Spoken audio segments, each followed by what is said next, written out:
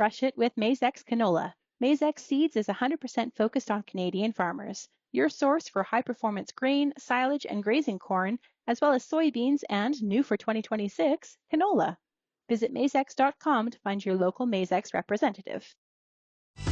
RealAgriculture.com presents Frontlines, geopolitics affecting agriculture with Jacob Shapiro of Bespoke Group and Real Agriculture's Shaun Haney.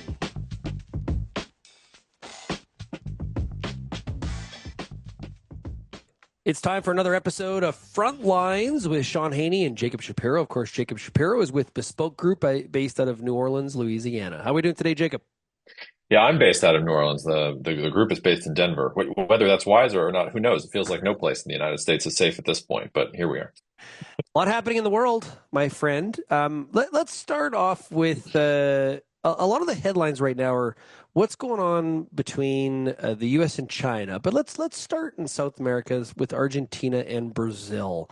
Of course, when we're talking about Argentina and Brazil right now, there's a lot of talk about, China's buying a lot of soybeans from those two countries, not from the United States, not buying Canadian canola either, by the way. I guess what is happening right now in this bit of a trade war between Brazil and the U.S.? Yeah, it's difficult to unpack some of these things, and we should also say that U.S. interference in and heavy-handedness in South America and Latin America is not unprecedented. Like the U.S. has its fingerprints all over coups in both Brazil and Argentina. If you go back to the Cold War years, but to put it very simply, and you can tell that U.S. foreign policy is very ideologically driven with this. The U.S. has slapped tariffs on Brazil, 50% tariffs on Brazil, because President Trump does not like the way that Brazil is treating Jair Bolsonaro, the former president who has now earned himself a prison sentence. And the reason I say it's ideological is because Brazil is one of the only countries in the world that major countries in the world, the United States does not have a trade deficit with. This is not like if the problem is the trade deficit, which has been the rationale on lots of the tariffs, Brazil is not the country you want to go after. So there's sort of that friction happening with Brazil, which to me is the long-term power in South America.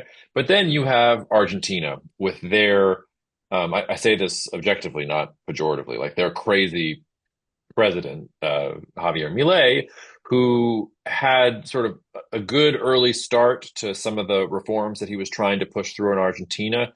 But Argentina's situation is not something that's just going to be fixed by some kabuki theater and some reforms. I mean, this is a deep-seated hyperinflationary problem that has to get worse before it gets better. It was never going to be that Milei was going to be there and flip a couple switches and everything was going to be fine. And we were starting to see the worst. We were starting to see the other shoe drop. And we saw Milei really for the first time blink a little bit, where he didn't stick to his tried and true principles. He was trying to maintain the damage. And in so doing, ended up needing some help from the United States.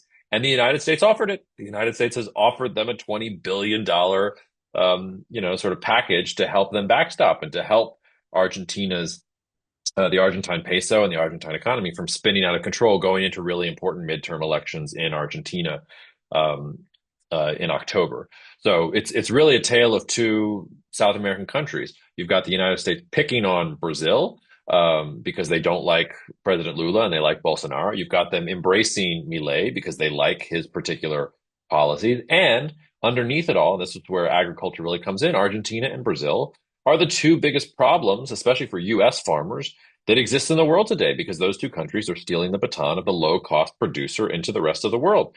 And the United States, when you're thinking about its global trade policy, is not making trade deals to help its farmers export into other markets. It's literally pissing off every single country in the world, both allies and enemies alike, to get wins and trade deals for President Trump, which have nothing to do with the priorities of American farmers and opening up these new markets. So you put all of that together, it's an interesting cocktail of policies. Let's put it that way. Does Congress have to approve the money that's going to go to Argentina? That's a great question, but it feels very counter to everything that we've heard about, especially right away, and not parallel, but I right away think about, there's been so much fighting on one side of the aisle to the other in terms of should the U.S. be funding the funding Ukraine and the war with Russia, America first, and we got to worry about here, not there. This seems kind of counter to that, and so I'm curious what's going on.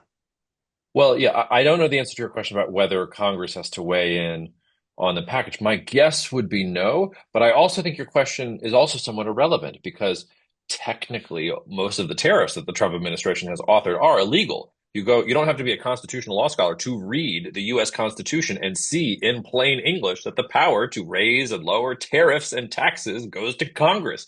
It's not to the executive. Now, Congress has delegated different emergency responsibilities to the executive over time, and there are mechanisms through which if you have a Commerce Department investigation and it proves that there's a need or there's an emergency, like those things, there's some legality behind them. But most of these tariffs that we're talking about are not legal and they're coming through anyway. And the Supreme Court is probably going to rule on that in the coming weeks. And it will be really interesting to see whether it rules with Trump, which would probably be bad for at least the short term market dynamics, or whether it rules against him and kind of what that means long term for U.S. executive power. As to your question about America first, this all goes back to what tactics you think are going to further American foreign policy.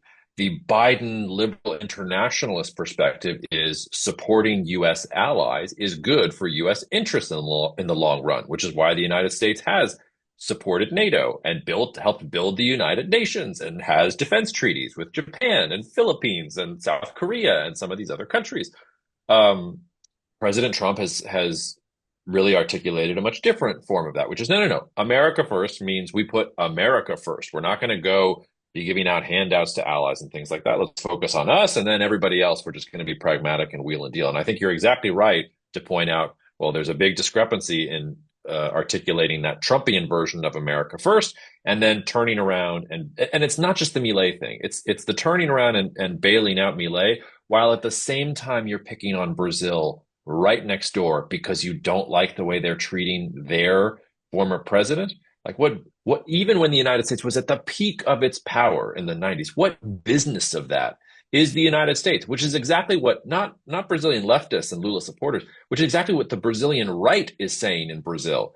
Up until President Trump did the tariffs on Brazil, the Brazilian right liked Trump. They thought of Bolsonaro as their version of Trump. They sort of thought, oh, this is a thing that we can copy. And the huge shift in Brazilian nationalism, which is now they're like, well, F that guy. We don't want him to tell us who to put in office, even if it's the guy that we were supporting formally. So a lot of the Brazilian right has turned their back on Bolsonaro, at least temporarily, because they don't want to be seen supporting the person that Trump is trying to pull the puppet strings on. So I think that you can make the case that helping a country like Argentina is in America's interest, but it is very rich for this particular administration with everything it's done so far since January, deciding, oh, this is the country that needs American help. This is going to further American interests while they've done all the other things to Brazil and Japan and arresting South Korean workers in Georgia and Ukraine, and you go down the list.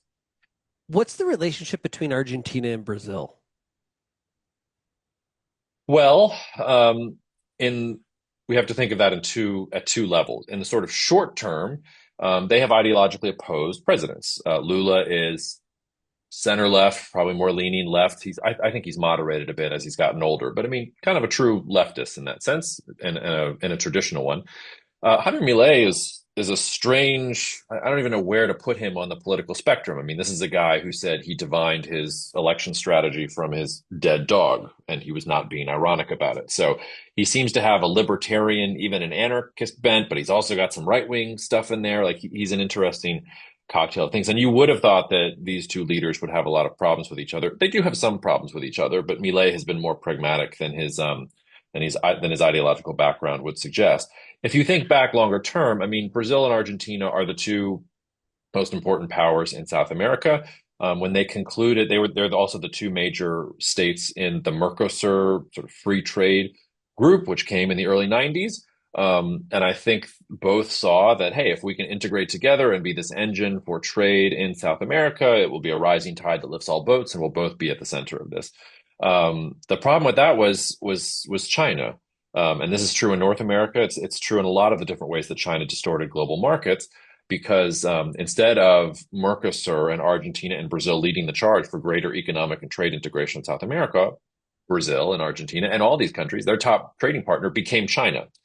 So they didn't actually integrate on a trade perspective. They all just became supply depots to sell China commodities. And they've been able to do that at a lower cost than some of their North American competitors in general.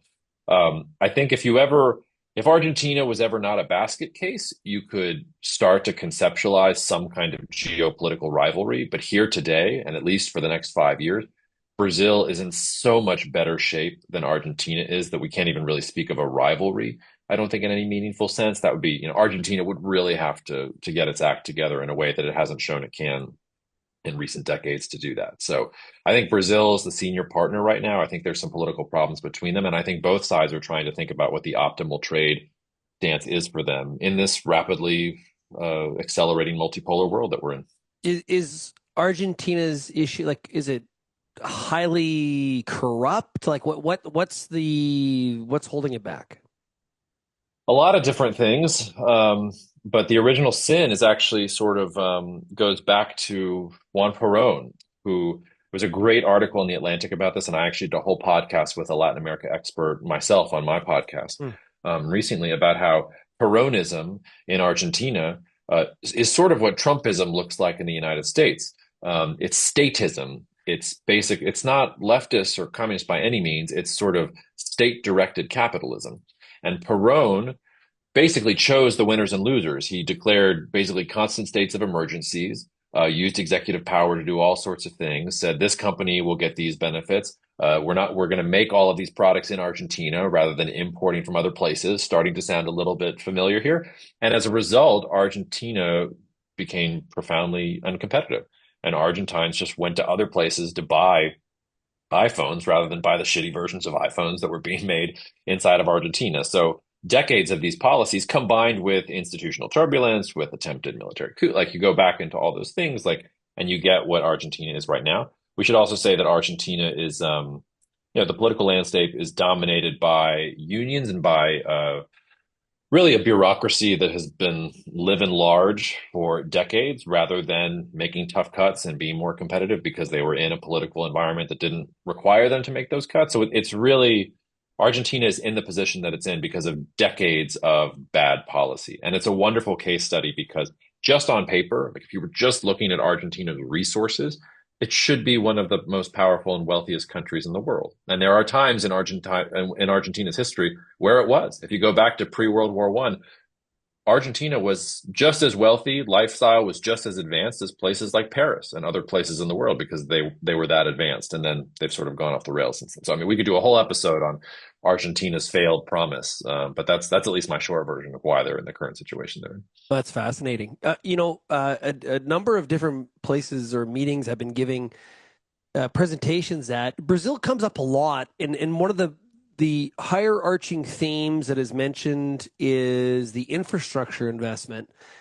And of course, Brazil has proven that they can produce beef and they can grow soybeans and corn. They're definitely proving that with some of their soybean exports, for sure, to China.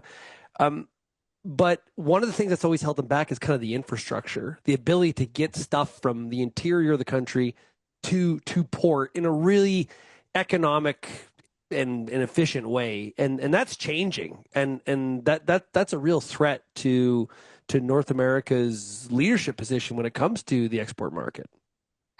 Yeah, and changing in part because you have a country out there that wants to build infrastructure and builds it very well, that wants all the things that it needs from Brazil's interior. So I'm obviously talking about China.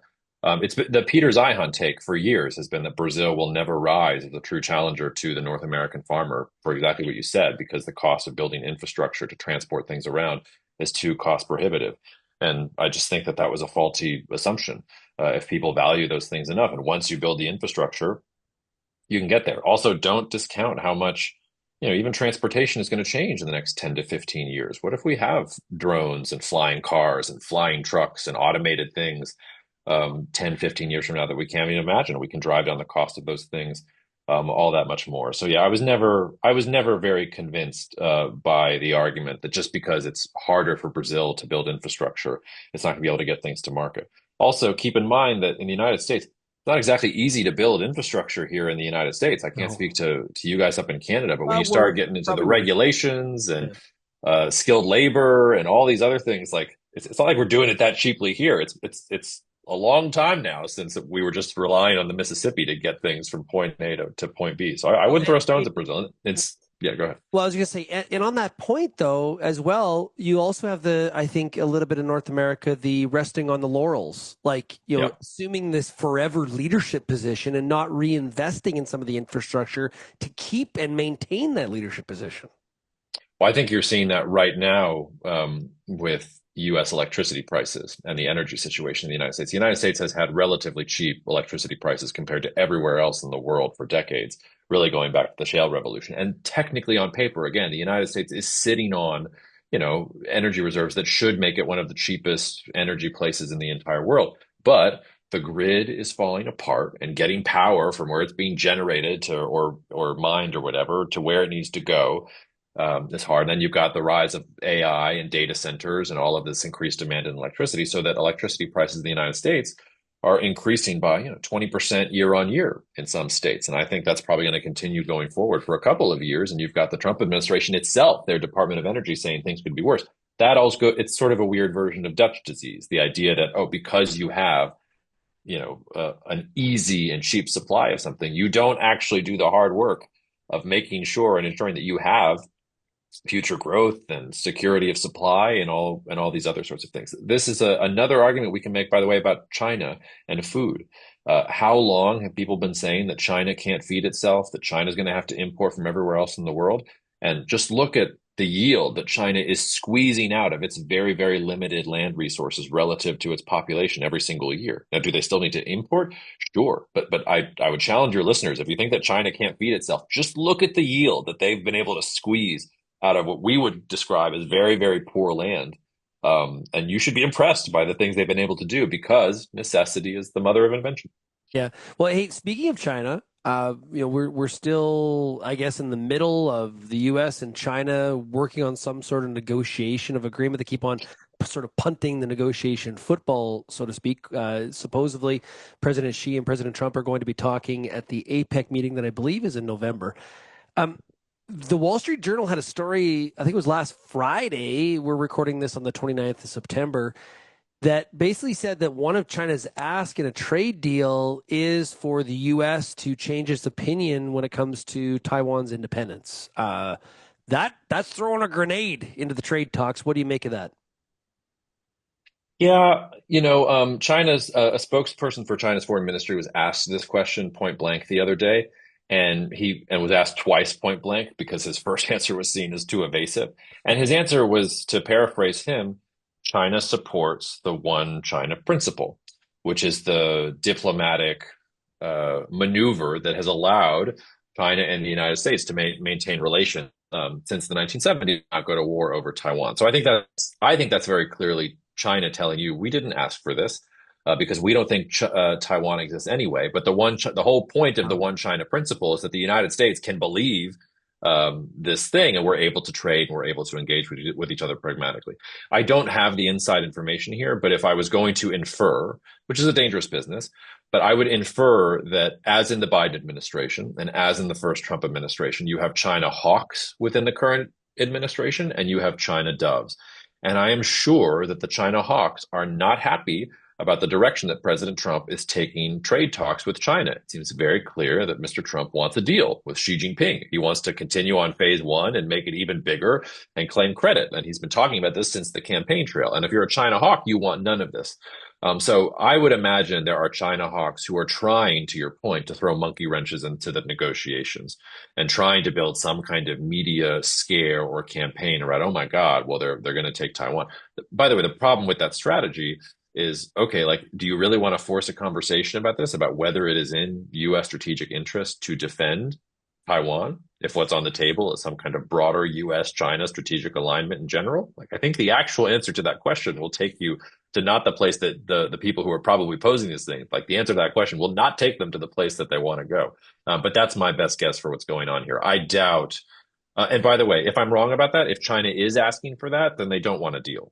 And if they get it, cool, like, that's great. They'll get acceptance of something that they already think is the case. But if China's putting down demands like that, like, they're doing the same thing that Trump did when he slapped 240% tariffs on China, okay. right? Like, they're just throwing in unrealistic things. Yeah, it sounds like just sort of a Trump chess move, potentially. Like, oh yeah, well, if we're going to negotiate, let's negotiate, and here's a big pill for you to swallow. That was kind of when I first read the headline, that's sort of what my reaction was, and you're more. Well, and that's a very Western way of thinking about it, which is why I say there's nothing I've learned about Chinese foreign policy and diplomacy over the last 40 and 50 years that suggests that that's the way they're going to treat that. If Yeah. they're going to deal with if they're going to change something on something as critical to Chinese foreign policy over the last 50 years as the one China policy, it's not the type of thing that Chinese just throw into a conversation as Right. part of a negotiation. It's usually like a very, very long and painstakingly thought through thing so that they can get from point A to point D. So, I mean, that doesn't mean that there isn't something happening here, but it would be very, very out of character for Chinese diplomacy to be conducted that way. Okay, great points. Okay, TikTok. That was like a big deal a couple weeks ago. The U.S. and China did a deal on TikTok. Is there a signal out of that in relation to the broader trade negotiations? Yeah, I mean, my first impulse when I get asked about TikTok is literally to throw up my hands and say, who cares? Like we've got all this stuff going on in the world. We're talking about TikTok, but I do think we need to care from 2 points of view. Number one, and this is true since the first Trump administration, I mean, this is thuggish behavior from the United States. This is saying the United States government saying, well, we want a piece of this for us if you want to have access to this. It's a sort of naked quid pro quo. And you can see that with the US government, wanting to take a chunk out of NVIDIA exports to China and then like making export licenses contingent on that. You can see that with the deals to take equity positions in Intel and MP Materials. Of course, the supporters will say, no, we're building a US sovereign wealth fund. I'm like, okay, fine, call it whatever you want. But like it's really statism. It's going back to that conversation we had about Perón and what took Argentina off the rails. So I think there's that. I think the other thing to keep in mind, and this is something we talked about last time, think of Trumpian foreign policy not as a strategic prioritization of what is best for America's interest, but as a reality TV show. And so in this episode of the reality TV show, there's a TikTok problem. Trump solves the problem. He gets the resolution. He's the hero. End of episode. And he sort of needs that easy win.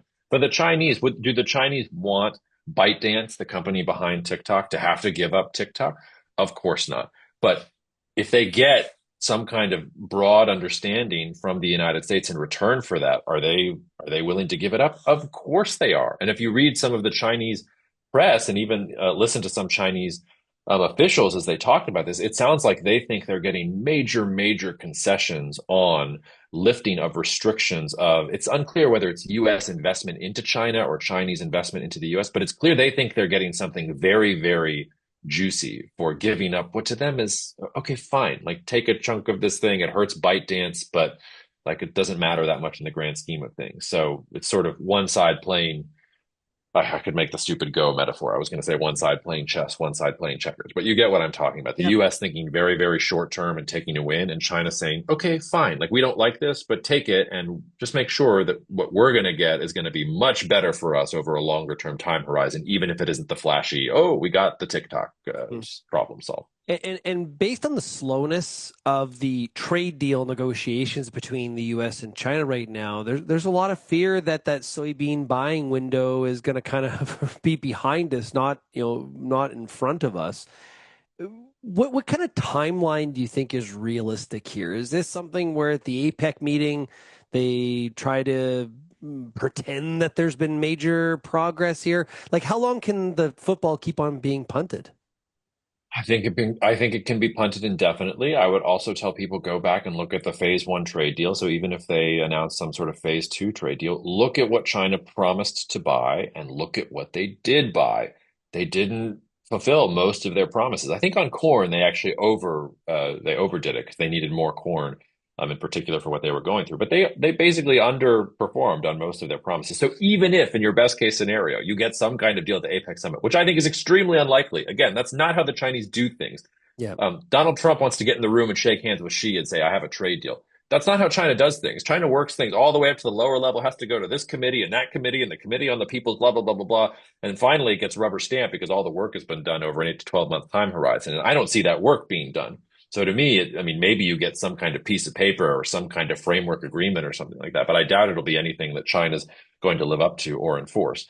I have said to both US and Canadian audiences, going back to 2019, If you can sell to China at a good price, good. Sell as much as you possibly can, but you need to think of sales to China as bonus. If you are basing like your business on sales to China, you've already lost. You are up the river without a paddle. This is not a secure market for you. They are going to find alternatives. It's going to be hijacked by political considerations. Like if you can make money on it, make all the money you can, but please don't rely on it. And I can't tell you how many times I've said that message. I've had people come up to me and shake my hand and pat me on the shoulder and say, "Great talk. I loved everything that you said." And they're still depending on selling the soybeans to China going forward. Last but not least, this is apparently personal for Scott Bessent. He apparently owns $20 to $25 million worth of soybean and corn land in North Dakota.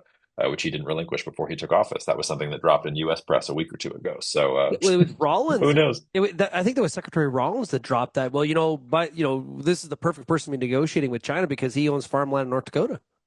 Yeah, I mean, just kind of remarkable. Like, I mean, this is not the only place that we're seeing sort of naked corruption inside of the Trump administration. But no, like, I feel for farmers who are hoping for or who are dependent on those sales picking up to China, because can I craft a scenario in which it happens after APEC? Sure, I don't think it's the most likely, but it wouldn't completely shock me. But boy, would I hate to have my future over the next year levered to that happening. It's extremely uncertain. It's extremely volatile. You're now subject to conditions that are arguably even more volatile than and less controllable than the weather. I mean, it's just not a good place to be in. And I think, you can throw stones at you mentioned Canadian and U.S. audiences, and I think that's an important point here is that there's a lot of focus on the U.S. soybean export numbers currently, but Canadian farmers are well deep into the same exact trap, assuming that China is going to be this mega customer that's consistent when it comes to canola, and finding out that that's not easy to find that thread either. They're experiencing the same heartache. Well, and by the way, everybody is. Everybody has profited off of the levels of Chinese consumption over the past 30 years. And everyone, it's not just in agriculture. Everybody was extrapolating that Chinese growth was going to continue as hundreds of millions of Chinese peasants joined the middle class over the 2020s and 2030s. They were going to be buying more coffee and more cars and more roads, more, all of these different things. And now everybody's assumptions are being checked. So if the Canadian canola farmer has a friend in the U.S. soybean farmer. By the way, Brazil and Argentina in the exact same catch-22. Yes, they're exporting more to China, but it puts them in the exact same position. The difficult thing I've said is you have to diversify. When I say diversify, think about your domestic market. Think about the fact that you're going to have to pass off higher prices to consumers and that you're going to need government policy that probably helps that happen, because that's going to be really difficult because higher food prices usually leads to political unrest, and then that we get populism on the back end of that. And it's a really difficult thing, but it's, yeah, I mean, Canadian canola farmer, Ghanaian cacao farmer, coffee growers in Brazil and Vietnam, like everybody has been looking at China and saying, all right, like that market is going to continue to grow. And India was the next version of this. And I already hear in some circles that, oh, okay, well now India's coming. So maybe it's not soybeans, but India's going to buy our pulse crop, or India's going to buy, the dairy products or something like that. And it's like, guys, if we're right about multipolarity, if we're right about globalization turning around, if we're right about population demographics meeting population decline out to the 2040s and 2050s, you cannot keep doing business the way you did for the past 100 years and expect success unless the government's going to bail you out. Audiences are having a hard so let's say, hey, Jacob Shapiro was right, and I have had a number of guests that have said the same thing. It doesn't seem like the message is penetrating though. It's really difficult and really costly to change. Yeah. And I also, it's easy for the really, really big farms to do this. It's much harder for the small to medium sized farms to do this, which is one of the reasons they are under such pressure, and why we keep, at least in the United States, getting, same amount of land farmed, but fewer and fewer actual farmers, because it's being gobbled up by these bigger players that can withstand some of these exigencies that we're talking about. But no, I mean, I've been saying for a couple of years now, it's not going to be one or the other. Like, I'm not saying stop exporting. Of course, you're going to need to export. I'm saying first of all, export intelligently. So there are markets for a lot of these goods out there. You're going to have to do the hard work of creating new markets, of lobbying your government to negotiate trade deals with these markets in order to go into the markets that are buying the product that you're thinking about. I think you and I have talked before on this podcast about Indonesia and how bullish I am on Indonesia and some of these other South Asian countries that are still seeing growth and do have demand for some of these products, and developing those relationships. Then you need to supplement that with a focus on the domestic market, which also probably means lobbying your government to build the infrastructure necessary to sell into the local market, because all U.S. and Canadian infrastructure points outwards because it's all about an export strategy. So we need ways to figure that out. And then the other thing, I sort of alluded to it, this is a new thing that I've been talking about, but think about the resources that you're not leveraging. Like electricity prices are surging. We do not have enough energy and electricity to meet the demands of the AI data centers and everything else. So if you've got a dairy and they're putting off a bunch of methane, figure out how to capture the methane. Go Bitcoin mining, or go power a data center, or go do something else. Like, if you have potential energy storage on the land that you have, well, maybe that's something that you need to think about, or maybe you think creatively about the ways that you're doing these things. So you have to. I sympathize because I grew up on a small farm. I know that part of the culture of farming is I want to be out in the field. I want to be working. I want to be working with my hands. I don't want to be dirtying myself with all this. I want to dirty myself with dirt, not with spreadsheets and brands and all these other things. I'm sorry, if you're going to survive and not be like one of these absolutely massive, industrial scale farms, like, you're going to have to think about diversifying where you're selling to, developing a brand that people don't blink at, spending more money on, and thinking of different lines of revenue that you can generate off of the land and the assets that you have underneath you. Like, that's the only way you're going to survive, I think, in this context. Jacob, really appreciate it. If somebody wants to get a hold of you at Bespoke Group, how do they do so? You can email me at jacob@bespokeadvisory.io, or you can yell angry things at me on X at Jacob Shap. And yeah, I'm pretty easy to find, Shaun, at least for now. You'll know I've really made it in the world when you can't find me online. Great stuff. All the best to you, Jacob. Cheers, Shaun. That's another episode of Frontlines. Make sure you can send make sure you send your feedback to shaney@realagriculture.com. Cheers, everybody.